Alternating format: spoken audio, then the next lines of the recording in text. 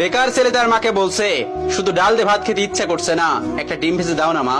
মা তখন বলছে, ডিম ঘরে বসে জন্ম হয় নাকি? শুয়ে বসে 3 বেলা শুধু বাপের ঘাড়ে বসে খাচ্ছিস, আবার মজা না হলে গলা দিয়ে খাবার নামবে না। নবাব যাতে জন্ম হয়েছে ঘরে অকর্মা, এত বড় হয়েছে তাও কোনো কাজে খাটে না। বেকার ছেলের একটা ডিমের আবদারের বিপরীতে মা এতগুলো কথা শুনিয়ে দিল। রাগে গজগজ করতে করতে জায়গা ত্যাগ করলো। খাবার টেবিলে মায়ের এমন কথা শুনে গলা দিয়ে আর খাবার নামলো না। ভাতের প্লেটটা রেখে হাত ধুয়ে ফেললো। মা চাইলে ভালোভাবে বলতে পারতো ডিম নেই। আজ সে বেকার বলে মুখের উপর উঠতে বসতে খাবারের খোঁটাও শুনতে হচ্ছে। নিজেকে আজকাল একটা বোঝা মনে হচ্ছে। ভারী একটা দীর্ঘশ্বাস ছেড়ে রাতে না খেয়ে ঘুমিয়ে পড়লো ছেলেটা। রাত পেরিয়ে সকাল হলো, কেউ একটিবারের জন্য তাকে খেতে ডাকেনি।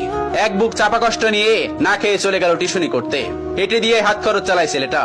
আজ চাকরিওয়ালা বড় ছেলে বাড়িতে এসেছে। যে ঘরে বেকার ছেলের জন্য একটা ডিম ছিল না, সেই ঘরে আজ বাহারি আয়োজন করেছে মা। দুপুরে বড় ছেলেকে যত্ন করে খেতে দিল মা। ওই সময় অভিও এসেছে বাড়িতে। মা তাকে একটিবার অব্দি খেতে ডাকলো না। পেটের ক্ষুধা জানে এক প্লেট ভাতের জন্য কত কটু কথা সহ্য করে নিতে হয়। বেকার ছেলেটা সকল কষ্ট চাপা রেখে নির্লজ্জের মতো ভাইয়ের পাশে এসে খেতে বসলো। মা ভাই হয়তো একটু বিরক্ত হলো তার আগমনে। মা দুই ছেলেকে ভাত দিল, তবে বড় বড় মাছের টুকরো গুলো এবং মাংসের টুকরো গুলো চাকরিওয়ালা ছেলের থালাতে উঠলো। অভি মাথা নিচু করে এক থালা কথা নামক খাবার হজম করছে। আর সেই ফাঁকে মা বড় ছেলের ভাতের নিচে বড় সড়ো একটা চিংড়ি গুজে দিল, যা চোখ এড়ালো না বেকার ছেলেটির। কে বলল বাবা মায়ের ভালোবাসা সব সন্তানের জন্য সমান হয়? এই যে মায়ের ভালোবাসায় কত ব্যবধান, এই কষ্টগুলো কাউকে বলা যায় না, আর সহ্যও করা যায় না। আজ তারও একটা চাকরি হলে মা তাকেও নিশ্চয়ই এভাবে এক্সট্রা খাতির যত্ন করত, কথায় কথায় মন্দ বলতো না। হঠাৎ চোখের কোনায় দুফোঁটা জল চিকচিক করছে ছেলেটার। সাথে সাথে খুব গোপনে তা লুকিয়ে প্লেটের ভাতগুলো চুপচাপ খেয়ে নিল। বিষণ্ণ মনটা নিয়ে শুয়েছে ছেলেটা কিছুক্ষণ। এরই মধ্যে মুঠোফোনটা বেজে উঠলো। তার প্রিয় মানুষটি ফোন দিয়েছে। তার প্রিয় মানুষটির ফোনের নামটা দেখে অভির মুখে হাসি ফুটে উঠলো। রিসিভ করার সাথে সাথে তার প্রিয় মানুষটি ব্যস্ত কণ্ঠে বলল, অভি, তোমার সাথে বিকাল 4টায় আমি দেখা করতে চাচ্ছি। আমি নদীর পাড়ে অপেক্ষা করছি তোমার জন্য। তুমি তাড়াতাড়ি চলে এসো, জরুরি কথা আছে। অভির হাসি মুখটা চুপসে গেল এক নিমিষেই। পকেটটা একেবারে শূন্য। টিউশনির টাকা পেতে এখনো 10 দিনের মতো লাগবে। নিজের কাছে গাড়ি ভাড়াটাও নেই। তবুও মৃত্যু হেসে তার প্রিয় মানুষটাকে বলল, ঠিক আছে, আমি আসছি। অভি সাথে সাথে রেডি হয়ে নিল। ভয়ে ভয়ে বাবার রুমে গিয়ে ভীতু কণ্ঠে বলল, আব্বা। বাবা তখন বললেন, হ কোন সাহেব, গায়ে বাতাস লাগাতে যাচ্ছেন বুঝি? বাবার ঠেস মারা কথা গায়ে মাখলো না অভি, বরং অনুনয় করে বলল, আমাকে 100 টাকা দিবেন আব্বা, খুব আর্জেন্ট দরকার। বাবা তখন বলল, টাকা তো আর গাছে ধরে না যে তোকে ছিঁড়ে ছিঁড়ে দিব। নিজে কামাই করতে পারিস না? মানুষের ছোট ছোট পোলাপানো কত টাকা কামাই, পুরো সংসার চালাই, আর এত বড় দামড়া হয়েও বাপের কাছে টাকা চাও? এই লজ্জা করে না তোর? তুই সারাদিন গায়ে বাতাস লাগায় বেড়াবি, আর প্রত্যেক দিন তোর আমি টাকা দিব? অনেক তো বাসায় বাসায় খাওয়াইছি, আর না। তুই আমার সোজা সাপটা কথা শোন, আমি তো এত পকেট খরচ দিতে পারবো না। এখন থেকে নিজে নিজে ইনকাম করে খা, আর তা না পারলে আমার ঘর থেকে বাইর হয়ে যা। এত ঝামেলা আমার সহ্য হয় না, তুই আমার চোখের সামনে থেকে দূর হ। বাবার এতগুলো কথা শুনে ছেলেটার বুকটা মোচড় দিয়ে উঠলো। ভারী কয়েকটা দীর্ঘশ্বাস পেলে নিঃশব্দে বের হয়ে আসলো ঘর থেকে। এদিকে প্রিয় মানুষটা বারবার কল দিয়ে তাকে তাড়া দিচ্ছে। নিজেকে সামলে নিল অভি। বাগান থেকে একটা গোলাপ ছিঁড়ে নিজের পকেটে রেখে দিল অভি। অতঃপর পায়ে হেঁটেই গেল যথার্থ স্থানে। প্রিয়তমা আগে এসে বসে আছে। অভিকে দেখে উঠে দাঁড়ালো এবং বিরক্ত কণ্ঠে বলল, এত দেরি করলে যে? জানো আমি কতক্ষণ ধরে বসে আছি?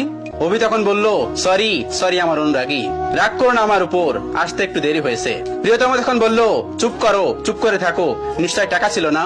নিশ্চয় পায়ে হেঁটে এসেছো? অভি তখন মাথা নিচু করে ফেললো। প্রিয়তমা তার হাতে একটা কার্ড ধরিয়ে দিয়ে বলল, সারপ্রাইজ। ছেলেটা তখন বলল, কি এটা, কিসের কার্ড? তখন তার প্রিয়তমা তাকে বলল, এটা আমার বিয়ের কার্ড, ফার্স্ট আমি তোমাকেই দিলাম। এসো, কিন্তু তুমি কিন্তু একদমই মিস করবে না। ছেলেটি তখন বলল, মানে কি বলছো তুমি, সত্যি বলছো? মেয়েটি তখন বলল, হ্যাঁ সত্যি বলছি। অভি কাপা কাপা হাতে কার্ডটি খুলে দেখে নিল। তার বুকের বাঁ পাশটায় চিনচিন করে ব্যথা করছে। কাপা কাপা কণ্ঠে জানতে চাইলো, 3 বছরের সম্পর্কের, তবে আজই কি ইতি কথা? প্রিয়তমা তখন জোর কণ্ঠে বলে উঠলো, হ্যাঁ। ছেলেটি তখন বলে উঠলো, আচ্ছা, ভালোবাসতে না আমায়? তুমি এত স্বাভাবিক, কষ্ট হচ্ছে না তোমার? কি করে পারবে তুমি আমাকে ছাড়া অন্য কাউকে বিয়ে করতে? প্লিজ প্লিজ এমন করো না, বলো এসব মিথ্যে। আমি তোমাকে ভালোবাসি, তোমাকে ছাড়া আমি কিভাবে থাকবো বলো? প্রিয়তমা তখন বলে উঠলো, দেখো, আবেগ দিয়ে জীবন চলে না, কম অপেক্ষা তো করলাম না তোমার জন্য। আমি আর আমার বাবা মাকে কষ্ট দিতে পারবো না, আমি চললাম। তখন ছেলেটি অনুনয় বিনয় করে বলছে, আমার হয়ে থেকে যাও না প্লিজ। প্রিয়তমা তখন বলে উঠলো, রাখতে পারবে তুমি? ছেলেটি তখন আবার বললো, আমাকে আরো কয়েকটা দিন সময় দাও না প্লিজ। প্রিয়তমা তখন জোর কণ্ঠে বলে উঠলো, রাখতে পারলে এক্ষুনি, আর না হয় আর আটকিও না। ছেলেটি হাঁটু গেড়ে বসে পড়লো মাটিতে। কিভাবে আগলে রাখবে নিজের ভালোবাসাকে? সে তো নিজেই বেকার, বাসায় নিজেরই তো জায়গা হয় না। তার উপরে অন্য কেউ তো নয়। অতঃপর মনের বিরুদ্ধে যে মাথা নিচু করে বলতে হলো, সরি অনুরাগী, তোমাকে রাখার সাধ্য যে আমার নেই। চলে যাও, তবে সুখী হও স্বামীর ঘরে। ভালো থেকো আমার না হওয়া প্রিয়তমা। বিদায় আমার অনুরাগী। অতঃপর 3 বছরের ভালোবাসার দাপন হলো বেকারত্বের কারণে। এভাবেই প্রতিনিয়ত হাজারো বেকার ছেলে হারায় তাদের প্রিয়তমাকে। অভি টলতে টলতে নদীর কিনারায় বসে পড়লো। নিজেকে পাগল পাগল লাগছে। প্রিয় হারানোর যন্ত্রণা এত তীব্র কেন, এত ব্যথা কেন? এই তো মনে হচ্ছে দমটা বের হয়ে যাবে তার। বুকের বাপাসটা ঝলসে যাচ্ছে তার। চোখ দিয়ে ঝরছে নীরব অশ্রু। বেকারদের এই নীরব অশ্রু লোকচক্ষুর আড়ালেই রয়ে যায়। বুক পকেটের শখের গোলাপটা আর দেয়া হলো না, আর দেওয়া হলো না প্রিয়তমাকে। অভি উঠে দাঁড়ালো এবং গোলাপটা ছুঁড়ে ফেললো নদীর পানিতে।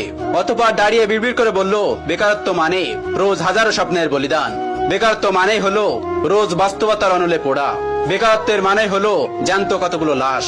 বেকারত্ব মানে হলো জীবনের খাওয়া সেরা বাস। গল্পের শেষে আপনাদেরকে বলছি, ওই যে আপনার বাড়িতে বেকার ছেলেটা আছে না, যাকে সারাদিন বাসা থেকে বের করেন, খাবারের খোটা দেন, হ্যাঁ তার কথাই বলছি। বিশ্বাস করুন, এই মানুষগুলো ভিতরে ভিতরে প্রতিনিয়ত শেষ হয়ে যাচ্ছে। এদেরকে কথার আঘাতে প্রতিনিয়ত কষ্ট না দিয়ে, তাদেরকে বোঝা মনে না করে, বরং এদের পাশে থেকে এদের মনোবল মজবুত করতে সাহায্য করুন। পারলে একটা কাজ জোগাড় করে দিন, মানসিক শান্তি দিন। পারলে এদের একটু বোঝার চেষ্টা করুন। শুনুন, একটা পরিবার থেকে একটা মানুষ সাপোর্ট পেলে একটা মানুষ সারা বিশ্বকে জয় করতে পারে। আচ্ছা, এরা তো এমনিতেই বেকার থাকছে, তাই না? জানেন তো এই শহরে আজকাল চাকরির বড়ই অভাব।